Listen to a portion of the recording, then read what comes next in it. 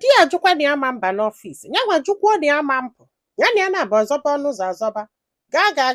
anya kwalụ die kwala ọnụ ụzọ kwaghela ọnụ ụzọ baa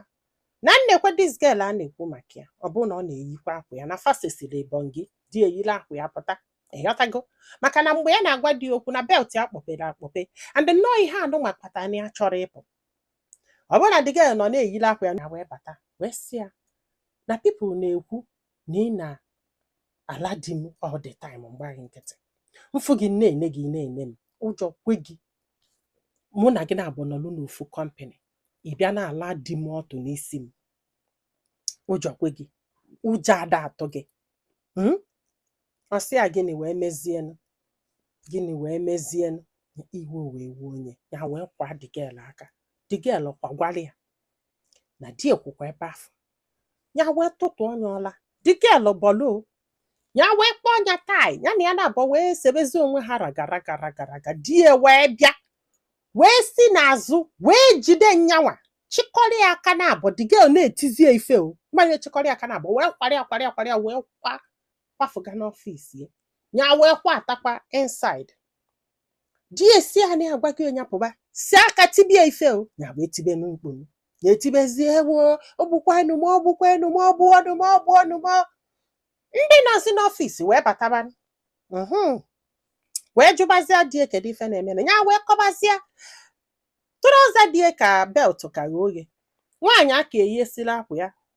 plus isi ya niile gasasịrị agasa ndị mmadụ wee rigori ya wee gwara ya ndị mmadụ wee rigori ndị mmadụ na-etizili mkpu ndị chọrọ sinsi tibezie mkpu ma ndị nọ na the other building onye ọbụla gbakọtabasịa maka na ife dị ịchọ kedu ka ya na nwaanyị ga-esi na-adụ ọgọ bịakwela nwaanyị tibe nya ife ụjọ ada atụ ya ebe ọ nọ n'ọfịs asistant manager ya wee jụ na nya nwameni atibedo mkpu nye ere izizi ala ma onye ọbụla rand ya wee kwaba dịka na-akwụ ya na-akwa di ya na-akwụ ya sị ndị mmadụ amagolo a na-asị ka ịbọsị ya ga-ama ụfọdụ na-ebeli ya akwa ụfọdụ na-asị ehe kịta ka ime n'ife anụ ọfụ ife na-emecha anafa akwụ ya ya wee jee ebe afọ ndị mmadụ batasịzi na-agwa di wee dọlụ di girl n'isi wee kpụrụ ya nyaganya wee kwapụ gị ya n'ilo o wee pụọ ọlụ nke mbụ safụ wee mechie ya wee jebụla akpa ya wee na di ya natara ọ na-akọ 11 wee bata n'oghere ọnụ ọ sị m na ya ma ọ dị na ebe afọ ka ya nọ mmadụ ụdị nwoke ya nọta ọ sị m na dis man ejisa ekwu ya njio ya sie nri m erine ya kene enye m ekwene fada abụ esebekwa okwu na ya dị ese na ya na-ekene ya na-agwa ya okwu ike asịkwa ọ sị m nne for 5 days na ya na di ya na-esekwe n'okwu ọpụta ụtụtụ kunye jewela ọlụ ọbata odi na ya na palọ ka ya bịa ya ọbịa biko na ya na-agwakwa ya okwu mana ụmụ ike ịsa ya tii nri m erine ka ayọbịa biko ebe ya jide ya na nwaanyị ya kwesị na nke a ma mme ya wee luo n'ọfịs wee kọrọ ndị frens ya fasị na apụala maka gịnị ka ị ga-eji wee ya biko maka gịnị so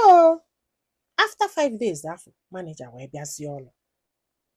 wee kpọọ dike wee sị ya na ya nọrọ ife ime n'ọfịs na kọmpani ya ka ị na-ala di mmadụ ụjọ atọrọ gị maka dịtị na-ewu gị ebe niile ka ị na-ala di mmadụ ụjọ atọrọ gị ọma dịka suspension ozugbo send article out of the company manya suspension si after the suspension etinye okwu ọnụ wee ma ihe chigenete o wee kpọọ die wee nọbịa na wesanye si ya egwu atọrọ gị n'ibe disgrace to nwoke ịnọgide na company ebe nwunye gị nọ ka ị na-eli enyi what happens to hotels kedu ife mere outside osia you insulted your wife from A to Z osi na this man wakatali okwu si ya listen na gị nwa ya ga-enye gị suspension nke gị mana ifenya ejire ga report go to board ya the whole board bụ maka one thing na ya nye 5 days nwunye gị ji bịa bụ ya n'iyo gị mgbaghalụ una ekpezie if not ya report go to board ya report zagi to the whole ekpe tinye ọnụ ya ọsị m dị wee nata ọsị afọ na ekene enyi okwe jụọ anya kedu ife a ga-eri n'abalị na amabekwa ihe meno ya wesị a na etinyere afọ ya na ya siri gaa na ụmụaka ya eri after all na since ihe a mere ide eri nne ya si ọ sị ya ezi butie like that ka fama na-eji ya ife a ka ọ gwasịrị ya banụ nọsị ka ya saa arụ enyi nwaanyị akpọ ọnya wee sị ya n'ụdị ife maneja gwara di gị tata na ọ sara ya isi na o ji mba wee saa anya isi na ọ gwara ya nya sekchiri na agwazi nyanwa na ọ sị na ọ bụ na ọ yọrọ nyanwa biko ya ekwela na a ga-enyekwu ya suspension kpee nye na bọọdụ mie nna ala ibie ya wee sị oke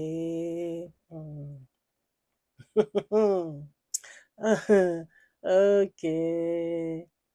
ọ sị m ma mana this man si ya na ọ kalịa mma na ọ hapụ this marriage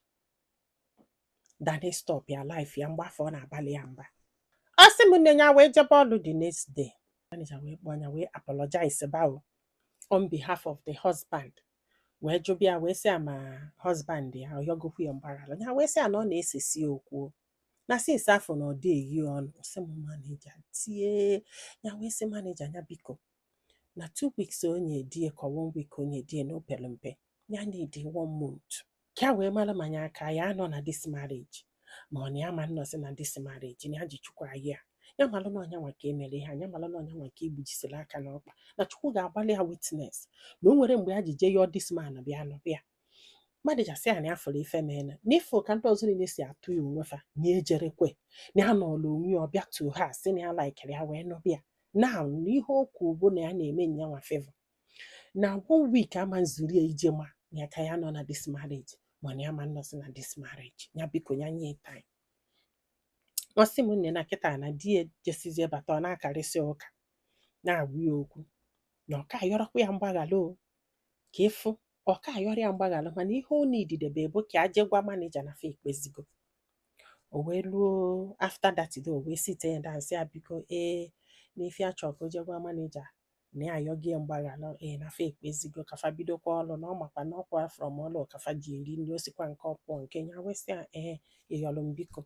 ese mgbaghara gị onwe ka isi wee kwuye ọ sị ya na o kwesịrị na ịghọta na mgbe ihe anọnwa mesi na ya adịghị eyi ọnụ because of the embarrassment dị too much mana kịta na fa eliko ogokwe nna emebe nke nna na o kwesịrị ịghọta ego ụfọdụ ụmụ nwoke ga-egbu ha one day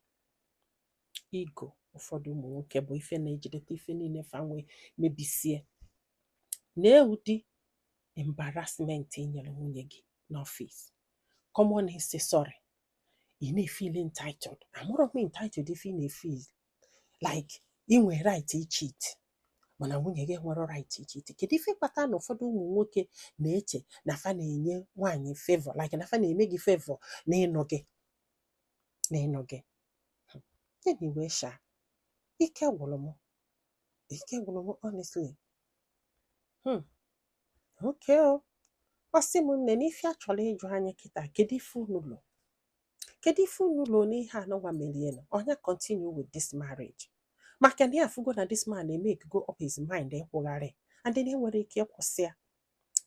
ịkwụsị ya isaida na ya take belie ọ na ya hapụ this marriage akwa ịghọtago ike gwụrụ oke solu ngwere ma mmiri ọkọ ngwere ọ ga-akọkwa oke assistant manager ka achọkwana aka na-eche ife a ga-eme gị nwa bụ secretary gị nwa bụ wọka nkịtị enyegokwana go suspension agbarọkwa m ị ga-echigete na ijesie bata wee tinye ụkwụ ọnụ mana chee ka njụọ ụfọdụ ụmụ nwaanyị bụ atụrụ mma ụfọdụ ụmụ nwaanyị ji akafa na-ebugharị calls. How can you as a woman as a lady fụ nwunye mmadụ na the same office jelavi ya ike fia unu ụfọdụ bụ sakalin ka akpa elefa n'ike nya kedu ife dị gị n'isi ka ị chọrọ gị dị woman ka ọnụba gị I don't understand o ife a melụ na ụfọdụ ga na-akwụgharị fama mfu di maka gịnị ifefa ji di mmadụ wee mee ifefa ji andị ka ngwa gị ụfọdụ nọ na gbara eji taa afụfụ bụ ifefa melụ nwaanyị ibefe ya ịmara ịnụ a decent man ịnọgide n'obido kwụgharịba jụ na ịma nwe peace jụ na ịma ṅụ mmiri na ịma ntọgbu uko na-etikwu gị ife n'enu ebe ife imelụ nwaanyị ọzọ I'm telling you chukwu wee chọọ ka o tichie gị that that pains ịkọsụlụ nwaanyị ọzọ na ị gafe ya na your marriage a na-ata di gị ụta na-asị na fa na-akwụgharị because mgbe ụfọdụ nnekọta ụfọdụ ụmụ nwoke anya ịtụfasị fụsị nwunye fa n'anya the next story bụ na ọkwụgharịba na-eche what happened. Kịta ka m na-aghọta ife kpatara anụ. Kịta ka m na-aghọta ife kpatara anụ. If you can cause another woman this pain, ọ dụghị ka nke gị ga-agala gị salary warawara. Mba nọ na enwe love kama. Yes. Unu ngwa na-akpata ife na-esi unu. Ọ bụrụ na ị na-ata afụfụ na be di gị taa, search your heart very well. Search your mind very well. Ka ị maa ma onwe nwaanyị idobego na position ị nọ before ịnụba di. Ọ bụrụ na onwe ọnya nwa bụ your nsogbu. That is your nsogbu. N'ụlọ ada apụ ala. How dare you? Ọ bụgodu na nwaanyị afọ na anyụ amịrị n'ụlọ. Ị na-apụ ala. Ebe ị makwa na nwunye ya nọ. Chukwu mekwalụ na ebele eziokwu m. I can't imagine this. I cannot.